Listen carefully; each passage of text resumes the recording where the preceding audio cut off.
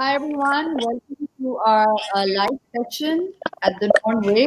We welcome you and hope you're having a great day. We have a wonderful guest with us today.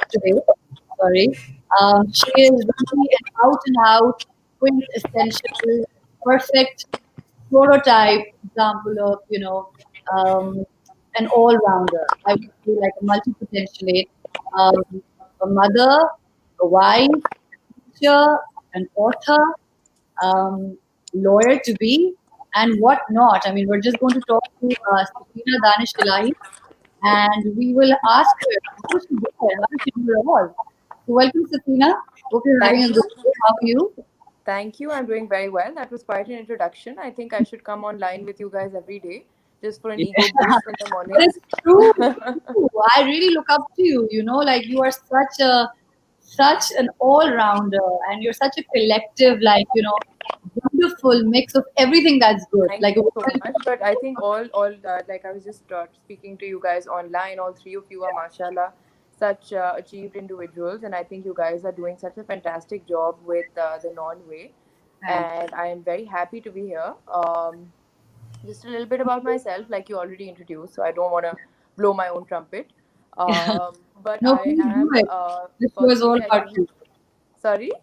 Please do blow your trumpet and do. No. I try to like keep it as short as possible, and then hopefully get into some real life issues that we hope to talk about today. So I am firstly a mother of two beautiful children. Alhamdulillah, my daughter is 11 years old, almost a teenager. Feels more like a 16-year-old. And I have a 7-year-old who's still got basically his innocence, and he still listens to me, gives his opinion, but he does. I've also authored two books, so I just have them right here. This is the first edition of The Unbridled Romance of Love and Pain, and Alhamdulillah, I did well. So this is the second edition, Yes, and I've got the novel. This is basically my baby, Eye on the Prize. I am. Um, 1 second, yeah, Eye on the Prize. So, funnily, I actually wrote the novel before the poetry books and published the poetry books, earlier, and Yes, sort of, had a little bit of an introduction to myself in the literary community as well. Um, a lot of I know a lot of writers as well who write fantastically. They're brilliant writers, but somehow haven't shared their work with other people. They blog and stuff, but not in mainstream print basically. And I feel that it's a bit of a challenge to do that as well, because then you're open to criticism. Any sort of reviewer can come and shed your work apart and tell you what a bad story it is, or what a bad writer you are. But I think all of us have this ingrained thing about ourselves, that we're not good enough yes, to basically reach anywhere. I feel that you need to first realize that you will, in your own eyes, never be good enough. As long as that improvement is based on a growth mindset, then just having these doubts about yourself, that, oh, I can't publish because I'm not good enough, or nobody's going to publish me because I'm yes, not good enough. So yes. I think there's something, maybe 2 years ago, something clicked inside me. I had been teaching at a renowned preschool. I've taught there for 5 years. I've just taken a year off for because of the pandemic, because the kids were home and they needed sort of support and guidance at home as well. And I'm also doing a law degree, so that's I'm in my final year for that as well. So that gets a bit, all of these things get a bit Handful. challenging. Yeah. But that, taking off teaching gave me time to work on my new manuscript, as well as launching, inshallah, a publishing house Wow. for basically aspiring Wonderful. writers. Yeah. So, just sort of a platform where people like me, people like you guys, Yeah. who have, even an interest in writing, or who do short stories, or maybe, a collection of short stories that we can do with Pakistani writers. So, it just gives you time off your routine, because I think this year has been very different for all of us, each in our capacity. We've struggled with our daily lives, with our goals, what we're doing in our life. how where the world is going, so all of that have sort of given us, this step out of our ring, and Yes. thinking outside the box of what we really want to be.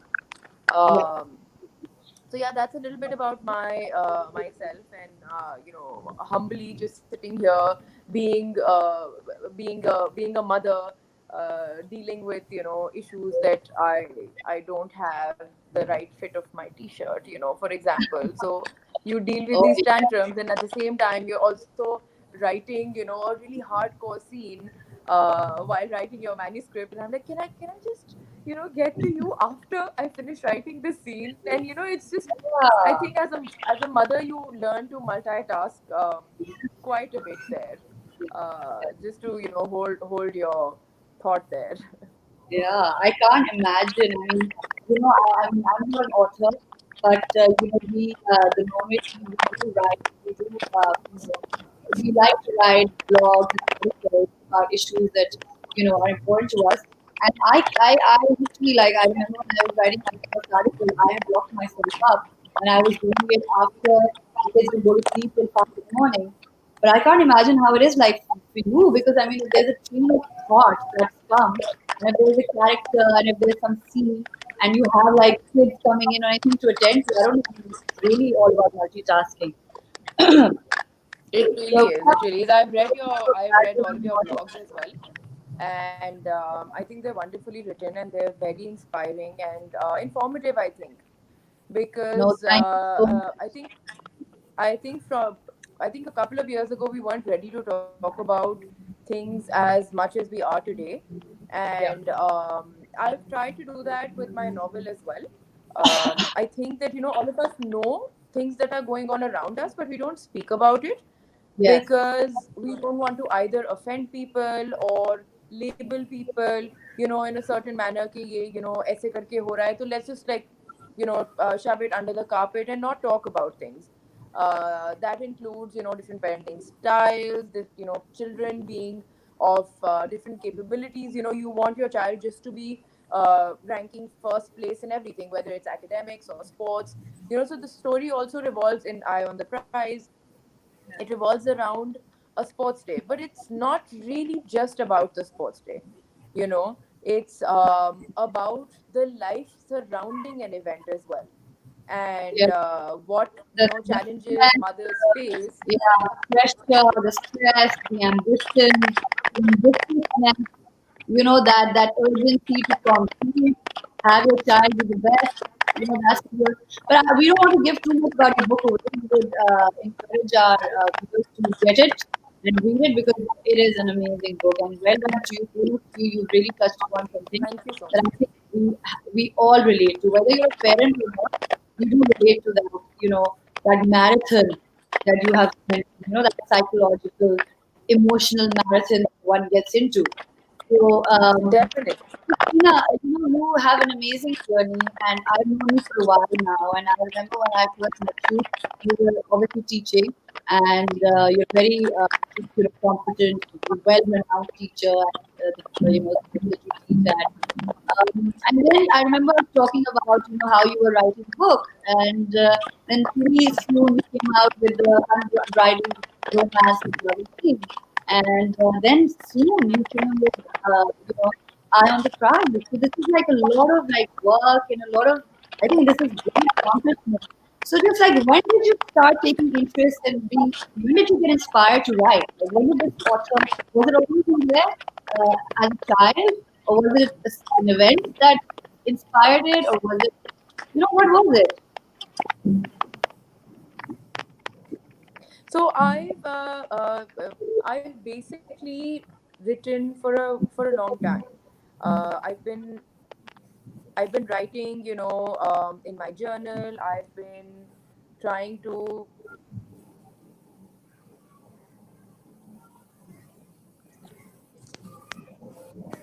Hello. Yes, we can hear Yeah, so you.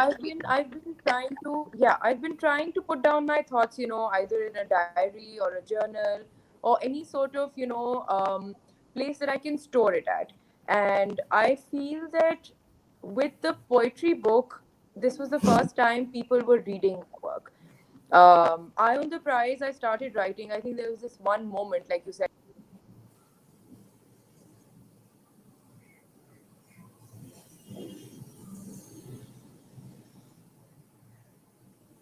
I think we have a glitch with Safina over here.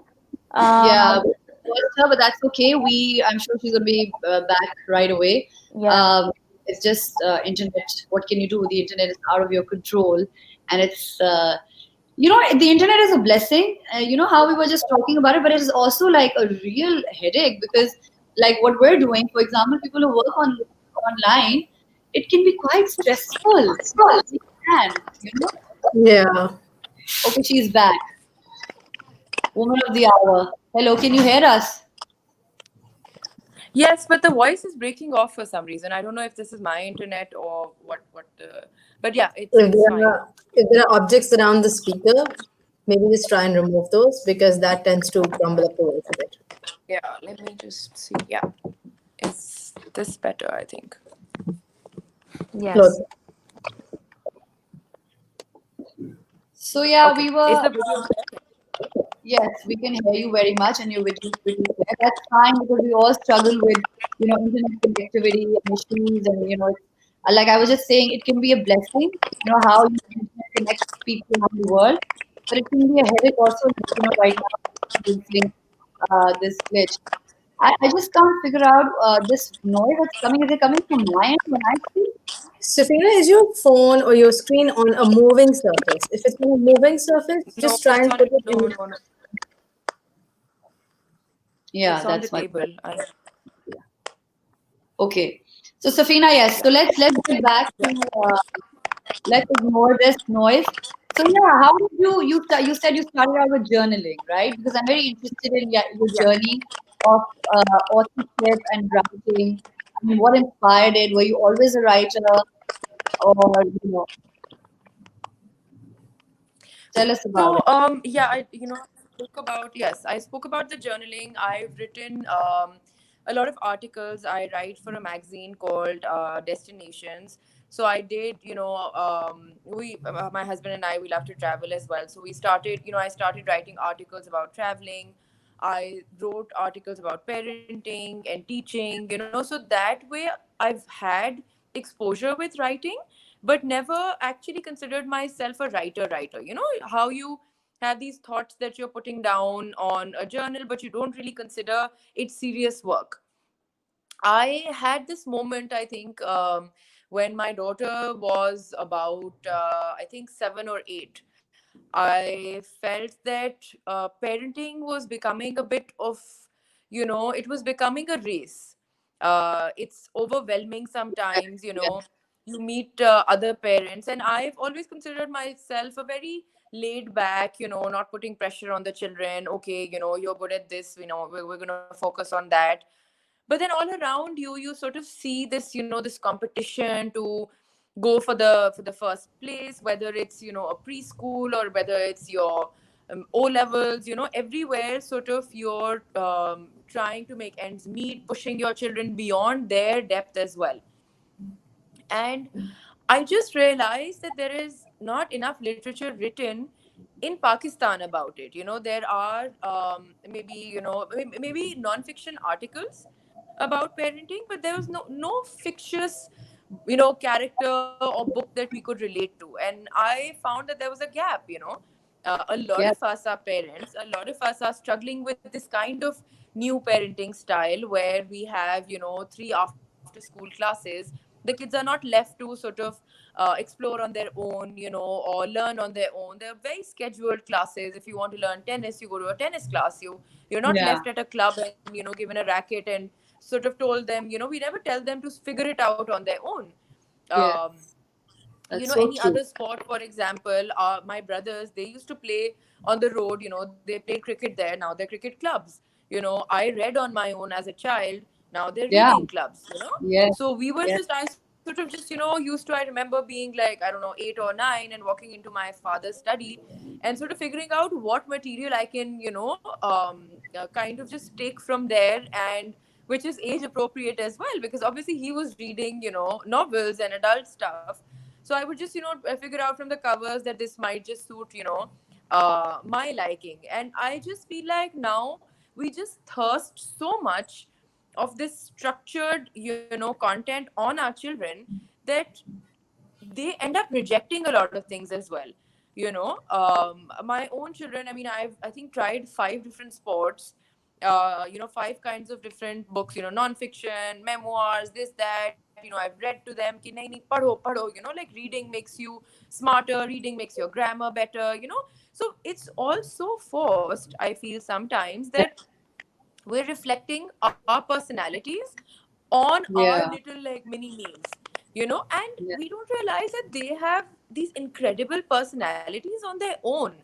On them. My son would be completely, he's disciplined, he's very like, he's gonna abide by the time, he's academically inclined. My daughter would be creative, she'd make a 2000 piece Lego, which something that I would struggle with, but she Yeah. would, for example, not get a simple spelling right. Yeah. So there are different kinds of children, and we need to respect the fact that what we are today, we were also left to be. We learn to read in our own time, we learn to choose for ourselves. If we tell them to be these people that we think they should be, that's a recipe for disaster, Disaster. and that is what healthy Happiness Exactly. as parenting well is. for them. Exactly. Yes, and that's so profound. What you said, and I even wrote, this, and I think the concept that you are talking about is um, conscious parenting, right? And that's a philosophy that Yes. I am very much, like affected by and impressed by. And I've come to know of it, and I even wrote about it in articles. And I mean, what you're saying is absolutely right. I mean, we project our own selves, like our own ambitions, our unfulfilled ambitions, desires, insecurities onto our children, and we want them to fulfill it for us. But actually, you have to realize that our children are their own beings. They have their own divine Definitely. potential. And we were raised in almost the same way, like our parents went on and projected them. This kind of parenting style has to change, and I'm so glad that people like you are bringing it up, and writers like you are talking about it, because this is something that is, I think, universal. But tell us more about this first book of yours, and this is more of a poetic collection, if I have to say. Like, how would you Yes, describe this yes. book? So, And it's yes, sorry, I please. just want to add on to it and also tell us that what inspired you to write this poetry first. Why Yeah, not a story first? yeah, the poetic collection that you came up with. Yeah. So, the poetry collection, I'll just tell a little bit about the collection, and then sort of tell you what kind of inspired me to publish that first rather than the story. The collection basically is very short poetry, very simple words. They are almost like quotes, so they're inspired by a sort of poetry that it's called haiku. It's a Japanese, type that has three lines. It's simplistic, it's lyrical. I personally felt that whatever I was writing in my journal, that started to take shape, as my experiences, obviously with time and age, your experiences also range from, all of us have had, experienced heartbreak. All of us have sort of come to a point where you start reflecting on things, on who is important in your life, and obviously that has to have a priority list, and you need to come first as well at some point. Yeah, I think absolutely. as mothers of little children, what we do is that we prioritize our families and our children's interests before our own. So that Yeah, reflection also, combined with so much going on in your life, you try and portray that in sort of a lyrical manner. You try and give that of yourself to others to experience. So the poetry book is sort of just a simple expression of being a woman, of going through relationships, of having children, of having self-reflected on your own capacities, of heartbreak, of rejection, of disappointment, and of realizing how to deal with this disappointment. So there's a lot of pain in the collection. And a lot of people ask me that, is this your own pain? And I, as a writer, I feel like, you end up borrowing other people's pain as well. Hmm. Sometimes a friend is, for example, in pain. And if you're a perceptive person, what happens is that you feel their pain, and then I try to write about it. So there were some instances that I didn't personally experience them, but I wrote about them, because obviously one person cannot experience all emotions in a period of time. But then I had so many people come up to me and say that, they could completely relate to something from the poetry book. And Yeah, even I mean, there's obviously, so much. yeah, and I Yeah, feel that, yeah, go ahead. obviously I am not going to be exactly like someone else, but my experiences are going to be shared by someone else. Not all of my experiences, but some of my experiences. So it was just sort of like a just this concise collection of my thoughts and what I thought would be, it was just wonderful to share that with everyone. And the process of the novel was just the fact that it's a longer process. So the editing process just in itself takes about, 7 to 8 months, because when Yeah, you're working with an editor, your story may be, really good, but then it has to have consistency. It has to be structurally correct. All the things have to make sense. I mean, even now, if you read the story, you might like it, but there's somebody else who's like, okay, so I think that should have happened with Shazre, for example. So in my mind, I wanted to do justice to all of them, but also not spoon feed the reader, yeah, that everything is going to be sort of resolved towards the end. So yeah. sometimes I Like think that readers perfect expect that happy like ye ending. sab kuch, yeah, like every character should be held accountable for their actions, but that's not what happens. If there is a man who has taken a decision to do something wrong with the family, it's not always that the man will repent. Or if a Absolutely. woman has decided to pursue a career or anything for that matter, it's not always going to be that that woman is either going to give up the career or going to give up the children. So there's Yeah, a lot of bloody lines in life. And that's how you deal with characters as well. They are going to be realistic at one point, and at one point they're just going to be, these people who don't resolve issues. So all of that has to be consistent. And I think a writer needs to have sort of an editor or even a proofreader who goes through your script and tells you that, okay, so if this is a moment of crisis, the character cannot think that possibly. yeah, So though that process takes a lot of time. So just it just so happened that because it took time, the novel was published later than the poetry book, because poetry is just sort of perceptive. Matlab maine soch liya to likh liya. You can't go completely wrong. You cannot, it's possible that you don't like it, but you cannot say much about what I am thinking. you know it Absolutely. can't go too wrong. You can like yeah, bits of it, you may dislike bits of it, but with a story it needs to hold. yeah, yeah, yeah. And I guess with poetry, like, it just a flow. Like you can make a sort of connection of whatever's coming to your mind, you can put it down. Definitely, I mean, as long as the I English is think it's, fine. Yeah. yes, I think it's a brainwave. It's a moment of revelation It is. that It really when you is. are You're in the sitting, flow. you get inspired by something, and you write 5 lines about it. But obviously, a story doesn't work that way, because even if you are inspired, you have to listen. Think about the backstory of it. What's how that particular character is going to act in a particular situation. So it just they're just completely two different, I feel, forms of art. That just happened for me in the span of 2 years. So it just seems like they're relevant to each other, but I feel like they're completely different forms of art, both of them. I did read The Eye on the Prize. I had my eye on this though for a while. And I want to describe this experience of writing because it did fill in a lot of gaps for me as a reader.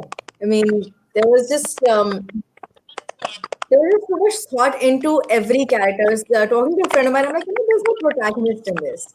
We're Yeah. all we're all in this. It's the little niche of the society carved out, and it's pretty much all of us. It's everyone's story. There's just no one particular character here that outshines the other characters. It's everyone's strength, and it's just really, really nice. Yeah, so I basically, um although it's a multi-character story, so which is tough to carry, because then you're talking about all these women, all these characters, they're male characters in it as well, and it's a third person narrative. So that sort of helped me steer the story in a way that a third person is telling the story. But yes, like you said, that there's no one protagonist in the story. There are these multiple characters that are sort of entwined in each other. They're going through life as a group. um, they're meeting, they've got some shared interests, they've got some dissimilarities, so they're essentially women of today who are struggling with relationships, they're struggling with parenting, they're struggling with their careers, because they're all strong women. Yes. They feel that they need to be more than a mother, they need to be more than a career woman, so they're handling these multiple issues much like a lot of us. I think this need to be more than one box that previously people were sort of okay with. Our parents were completely okay with being either a mother, or if there was a banker, they would choose a Mm. career and not maybe choose to have children. But in this day and age, we need a hobby, we need a career, we need perfect little clones of ourselves. So I feel that Yeah. it's also too much pressure, to It's be this perfect person, and then everything is online. So you're posting about it as well, so your posts also have to be interesting enough, inspiring enough. So I feel that there's just this added pressure to be a perfect human being, and neither of us are. We are not perfect, and there is some sort of equilibrium in being imperfect, and that's what my characters are as well. These are these imperfect, sort of all over the place, women who like are trying flawed to human beings with make their own ends meet. struggles. Yeah. It was it you Definitely. really it really touched me right from the very beginning. I was looking at this there's a noise disruption that's constantly bothering me. Sorry about that. But I just said that it was very relatable for me. Right from the very I'm so first word. glad. Right from the first preload where it's like a journal entry of a little girl, Yes, yes. and it felt so relatable to me in that aspect. At the same time, the mother that I aspired to be, that was a bit Yeah. it felt quite real there because I keep telling my sisters about them. Like, my biggest struggle as a mother is going to be, this person who's trying to do everything and have to make absolute peace with a kid not wanting to do anything at all and just relaxing and having fun. Definitely. And that's gonna be fine too. That is Definitely. so And I true. mean, even the relationship, I feel that, the daughters have with the mother, obviously, the mother is trying her best as well. There are moments where Azra is thinking that, okay, I need to have a conversation with my daughter. I need to know, what's bothering her right now. There's something off. I need to figure out what's wrong with my relationship. So there are all these little hints that she's subconsciously feeling, and all of us do. Something not right about one relationship in your life, you can feel it.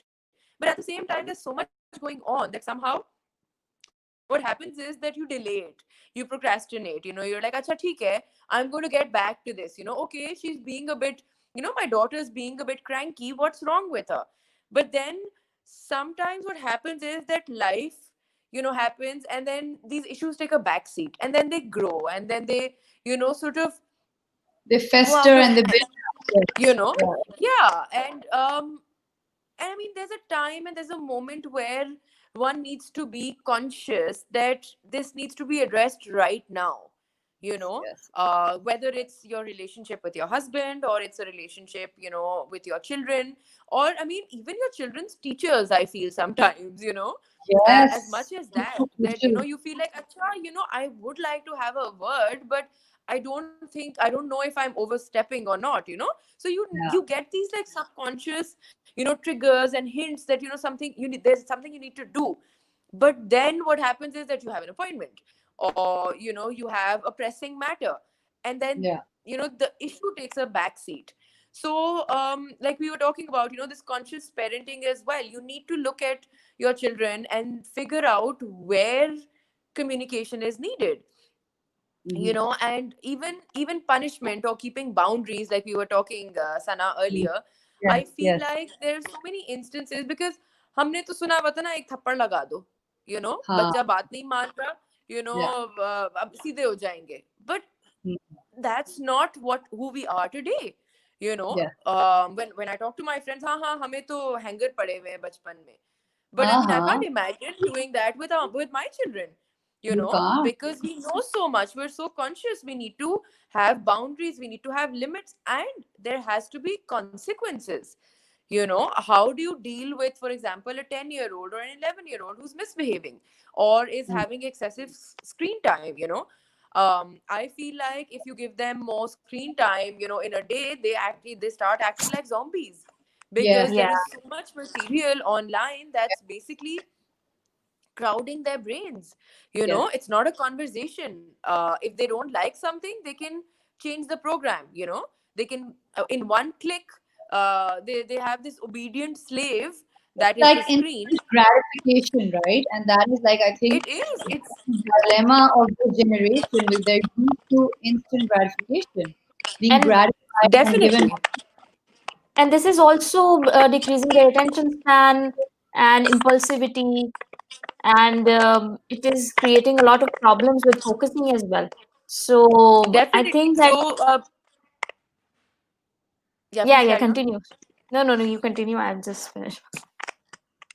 No, so I just want to share an experience with all of you as well. That I, being a preschool teacher, um, you know, you see 2 year olds who will not look at you properly, and their parents, like a parent of a 2 year old, struggles with screen time. And I've told them, countless times, I've said that, listen, this is not good for their brains right now, you know, and the attention span is going to matter in, for example, grade 4, grade 5, because they're not going to be able to concentrate and do one task at a time, because the screen is giving them so many options. They've given them color, music, content, this competitive edge, that the teacher or the text or the literature is never going to be interesting enough. you Never. know a Yeah. book is never going to sort of have the kind of undivided attention that it Yes. requires. They haven't left much to their imagination, right? When you're watching something, you're being fed, you're being spoon fed. The child is Yeah. not really thinking anything.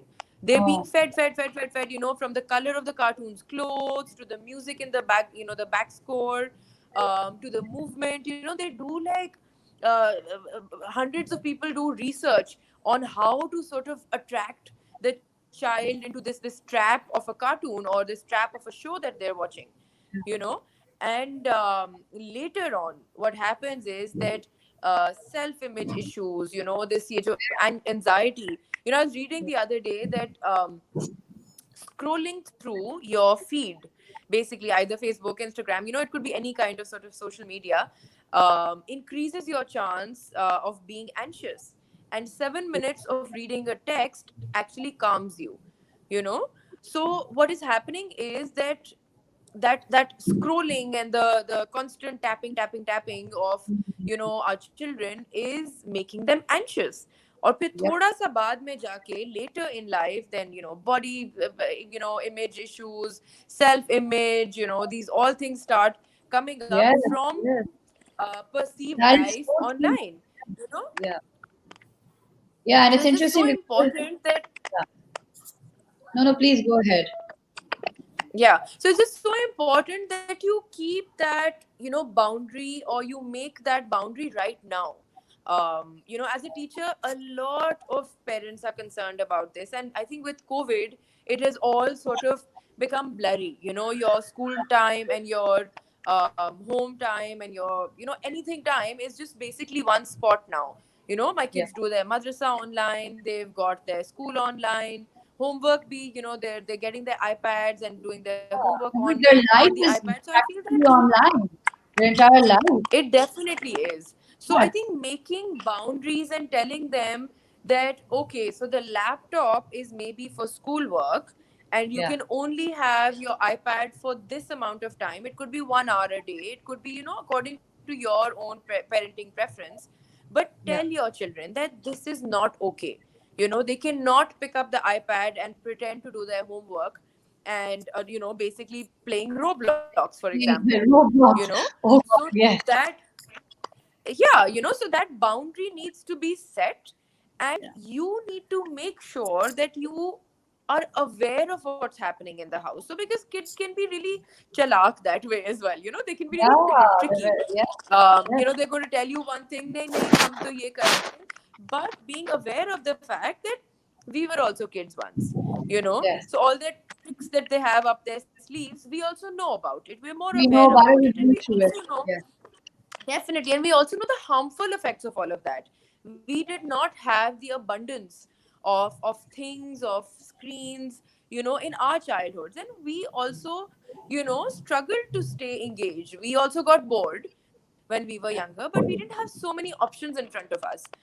Yes. So I think just having boundaries in sort of having, screen time in a day, the children will get bored and then they'll figure out new things to do.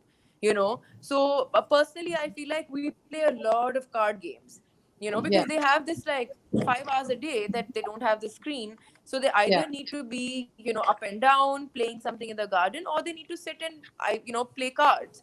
Yes. Children who like to read will Yeah. not read if you give them the iPad, because obviously the iPad is more interesting. You don't have to make the effort to, just go through the text.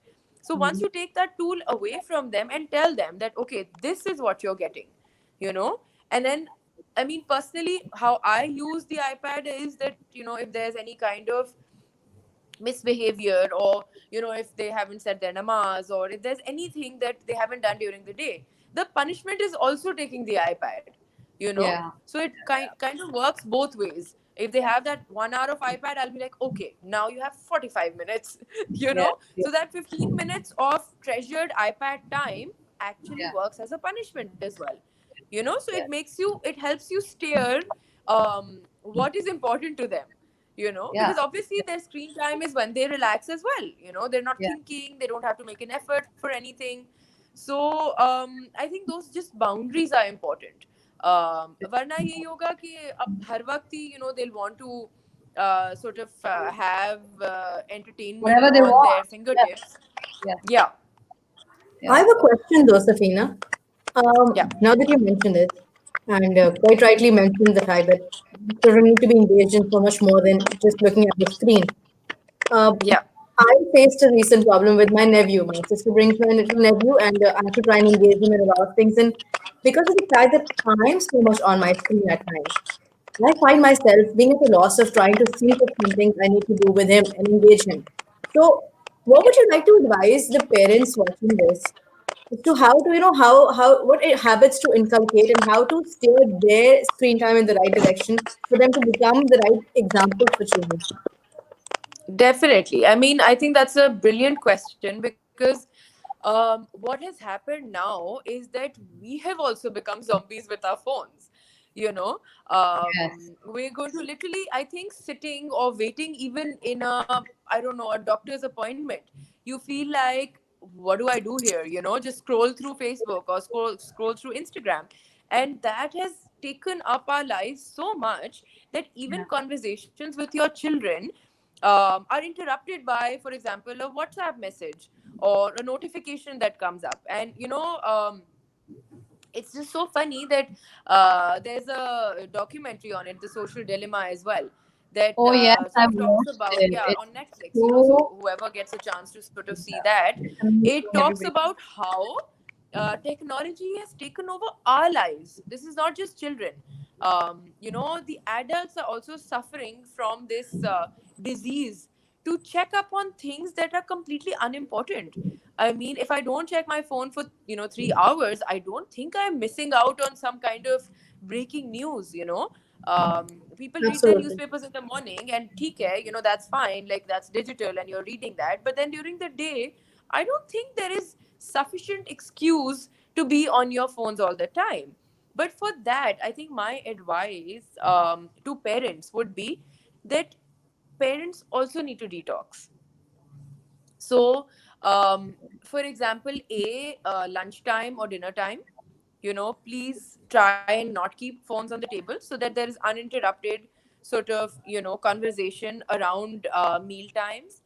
Then, if you're exercising, if you're working out, you're running, or you're doing, the elliptical or whatever, you can try and not watch something then. So your Yeah. brain also gets that detox. And Yes. again, as you said, that however you deal with your relationship with technology is how the children are going to pick it up as well. So Yep. whenever the children are Absolutely. around, maybe keep the phone, a little bit away from yourself, because if it's going to be next to you, it's going to keep beeping. And then obviously after a couple of hours, you can go check your phone, or the phone could be in a corner of the room that if there it's ringing, you can pick it up, but the notifications don't sort of, play with your mind. So just I Yeah. think we need to detox with our relationship with social media, and our relationship with our phones needs to be healthy as well. So, Uh, and that's a struggle. I mean, that's an everyday struggle. yeah. I actually, my phone wasn't working for 6 days, I think 2 weeks ago, and I felt so free. I felt that people were obviously contacting me from the house line, but there Yeah. was no Yeah. social media, and I wasn't responding to any WhatsApps and stuff, and I felt like I'm this in this Zen mode. Yeah. Nobody's interrupting my thoughts. I could just keep doing my writing or whatever. So that's something that I think we can consider, sort of being offline, for a day, Yeah. or You know, maybe Safina, for a couple of hours a thank day. you. Thank you for bringing it up because previously we have written this blog on digital detox and we have mentioned all these recommendations, and I'm happy that you are again endorsing those recommendations. So I am like, we are on the right path to just give ourselves a break. Definitely. I think all of Yeah. us do at some point know it. All of us know technology isn't great for you. All of us know that, we should be taking this detox. I would advise Desi parents, and I'm not saying this out loud, as a promo message around here, but uh, my phone is something that has constantly been beeping for a week at least, and I really wanted a break from that. Yeah. And honestly, reading your book, I told Misha that I'm going to be reading it, and hopefully I'll read it like in a day or two or three maybe. But I read it in a night. So if you guys want to detox, Eye on the Prize is a really nice, engaging book to grab your phone Thank you on. so much. It's going to keep you engaged, and those of you who are kind of struggling with, letting go of your phone, I think it's a good way back into reading as well. So guys, do read this book. It's quite the price. Yes. Safina Danish Thank you Elahi's so much. That's so kind of you to say. eye on the prize. No, Safina, I think you brought up some great points, and you gave some great advice. And this is all that, we've been talking about earlier as well. But, your point about the digital, being our lives being consumed and invaded digitally, and your as to how to Yeah. break free. I mean, I think they're really helpful. And of course, like unless you do it as a parent, if you don't set a precedent and if you don't set an example, if your child is watching you, with your like phone in your hand, your head down and scrolling, then of course he or your child, she or him, Definitely. they're not going to take it Yeah. seriously. When you tell them to put their iPads away, they might not talk back to you, but they'll think in their head that hello, you are always on your phone. So, of course, like, it starts at home and it starts with yourself. And it is addictive. And anything that's addictive needs like a proper, regimented kind of a rehab, like a, breakaway kind of thing. So you have to stepwise, do it. And what I do is I leave my phone on charging, and then I just, even if it's charging, I just, it's on my bedside table, and I'll just forget about it. And there's so many times when my mother will call, or even anybody will call, and I'll be like, "Why my phone's not charging?" That's how I break free of it. When my phone needs to be charged. But it is so challenging. And another thing that you said, well, the thing that I wanted to ask you is because you're also a teacher, right? You just said, and you've done your certification on, psychological well-being. And I wanted to bring you back to the point where, you brought up that, in our times, our parents used to kind of punish us in a different way. They could have slapped us and smacked us, or, but now as parents, we are of a different mindset, and we frown upon that kind of philosophy and, that practice. But if you do have a child, and you mentioned the reward system, right? That they do Yeah. something good and then you reward them, and if they're not doing it, you take that reward away. But children who are just being stubborn, right, or who are just absolutely fine, and I know my mothers who are friends, they complain about it. They say we've tried everything. How do you Yeah. think, you know, counseling comes in? Like, do you think counseling, taking your child to an external person, is helpful? So, Sana, that's a very valid point. I feel that our children are much more aware emotionally than Yeah, we were at their age. And there have been times where, one struggles with a certain concept. For example, I'll just give you, a personal example, because that's something that we've struggled in our family. For example, yeah, yeah. that is our relationship with food. Mm, Junk food, or just, I think, maybe unhealthy weight, that some people obviously have the tendency for weight, and some people just somehow don't, you yeah, know and you can't reprimand a child that you're eating too much junk food. You can't like punish a child for that. But I very strongly believe in conversation. So we've dealt with a lot of issues because I have a strong-willed child as well. yeah. So whether it's food or it's hygiene, for example, I know that some children don't like to shower, for example. So Mm, now that as a mother is something that you can't compromise on. ठीक है, yeah, एक दिन नहीं shower लेंगे, but you can't let 5 days go, right? yeah, I mean, yeah, they're stubborn. yeah, Your child says that I don't want to shower. yeah. What do you do? Mm, you know so I think that I've personally felt that parents need to realize that you need to pick your battles. Okay, you need to understand. One day in my life, this is actually a true story. So one day I wrote down the things I want from my children, and I came up with maybe 9 or 10 points. I want hygiene, I want academics, I want healthy food, some sort of exercise, I want namaz, I want respect, I want less attitude. Like, I listed down things that are important to me as a mother. yeah, And then I realized, Sana, that that's too much. yeah. I have these 10 Quite long. expectations of my child. Yeah. How you negotiate a deal. Mm-hmm. You listen to the other person, and then Yeah. you give your feedback, and you say, acha, so you can have that, but I cannot compromise on this.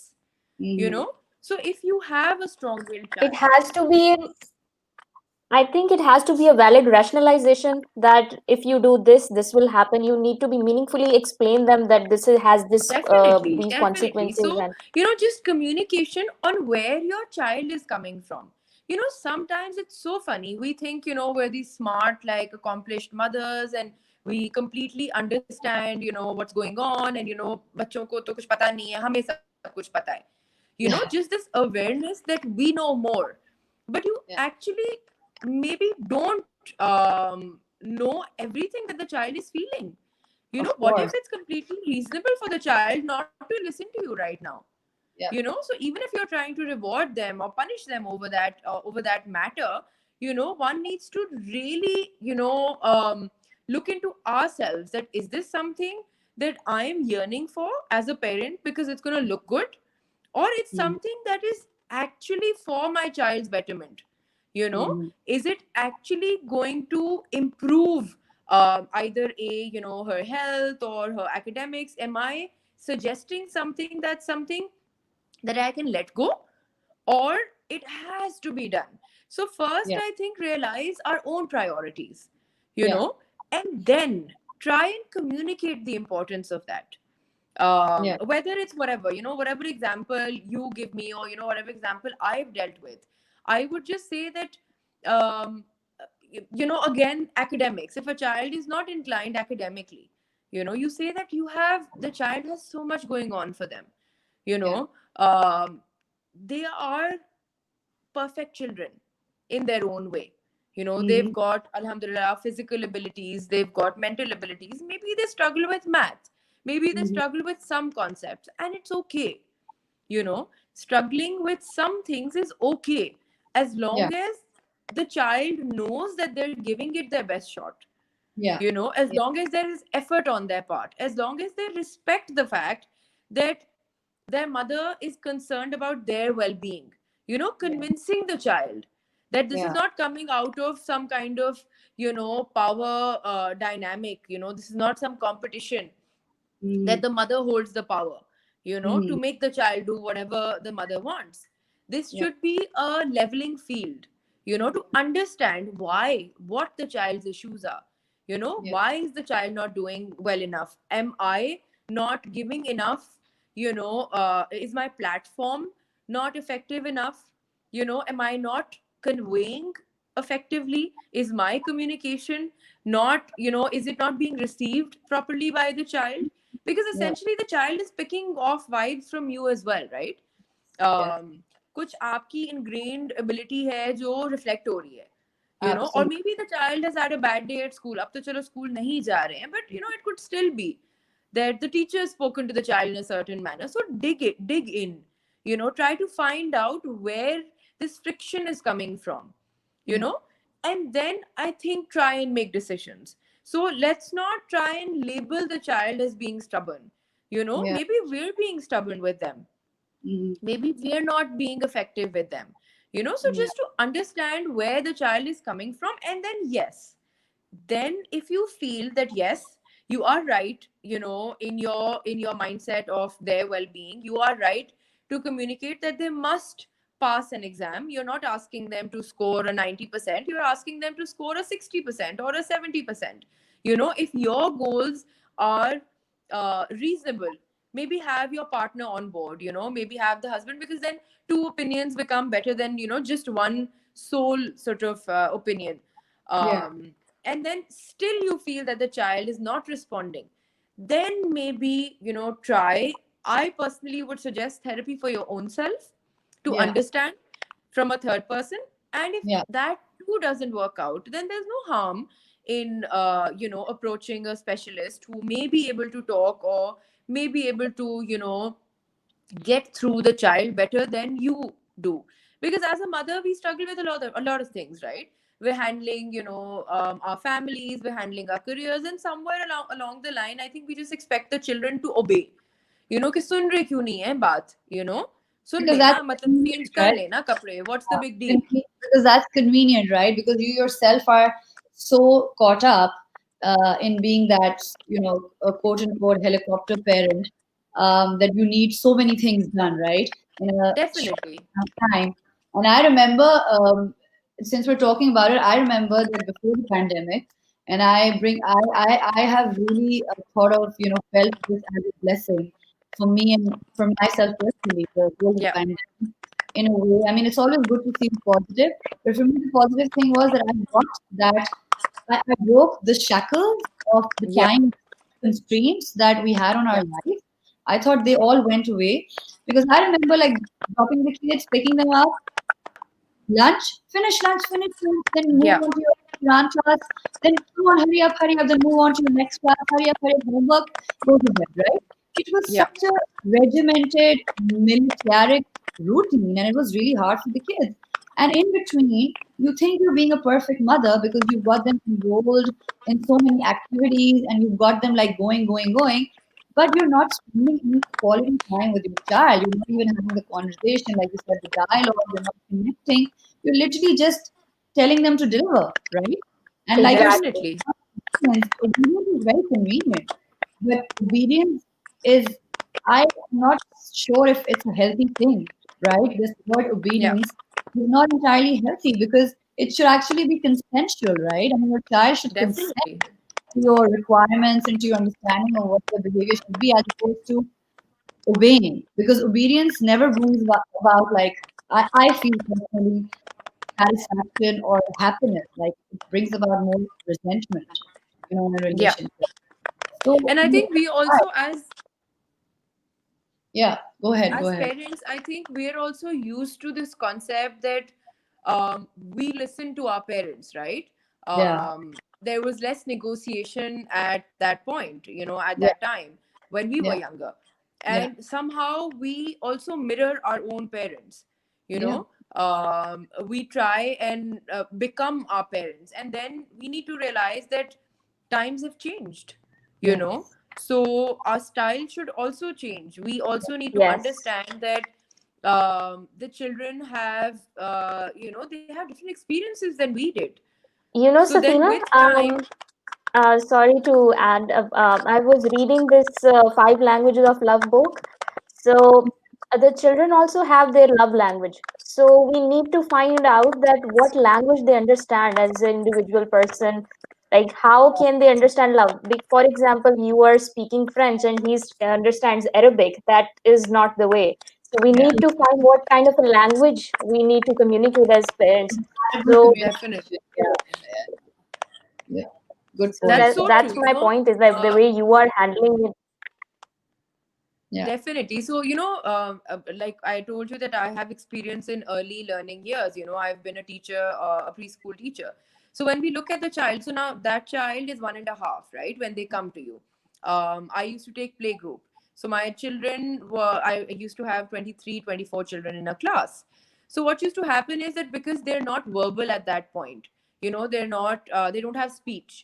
So we would take like little cues on which child wants to be cuddled, which child wants to be left alone, which child wants to be spoken to, where is the child's eye going, what is interesting the child, how the child will follow your instructions at the end of the day, because obviously we need to make them do some work also, right?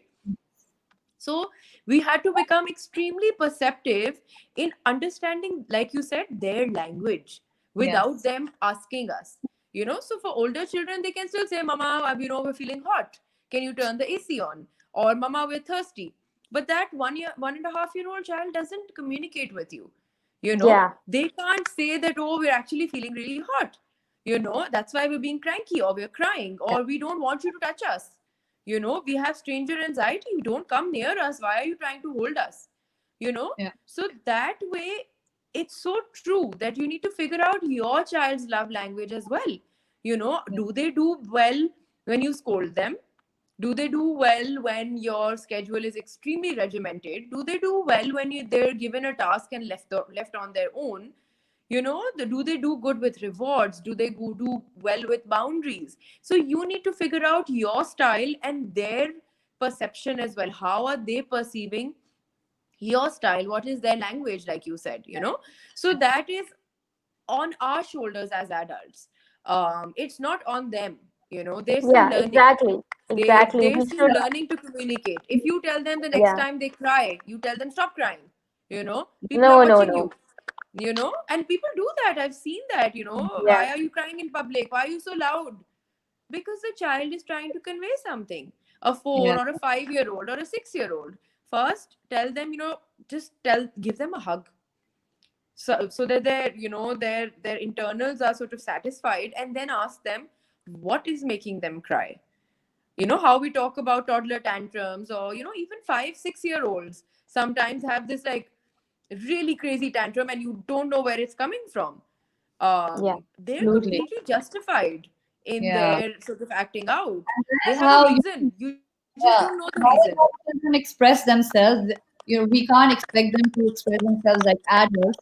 And yeah, I mean, I think in the end, we all the message that Safina Danish Elahi, who's a mother and a brilliant writer, a very complex teacher, literally like super multi potentialite. and all her like advice and all her tips were so helpful. And I think the take-home message here is that children are their own are their own being, and as parents, we need to look into the fact that they have their own emotional development to go through, their own psychological development, and we need to bring them Yeah. along the journey. Obedience is not essentially healthy. I think communication is healthier. So with that note, we will be ending our session. Safina, thank you so much for joining us. Thank you for Um, having me. this was a great conversation, and we could literally just go on, but we're stuck at Absolute time. pleasure. And Absolute for pleasure. our viewers, please do read her book. Get her book, I on the Yes, and guys, do read critic her book. fiction, The Unbridled Romance of Love and Pain. They're both very, very Yes. interesting. And Safina, thank you again. Have a great No, weekend. thank Thank you you so so much for much, having me. This was Sabrina. such a delightful Thank you. conversation. Thank you so much for sharing your words Okay, of wisdom. We will be signing off now. Bye bye. bye everyone. Bye.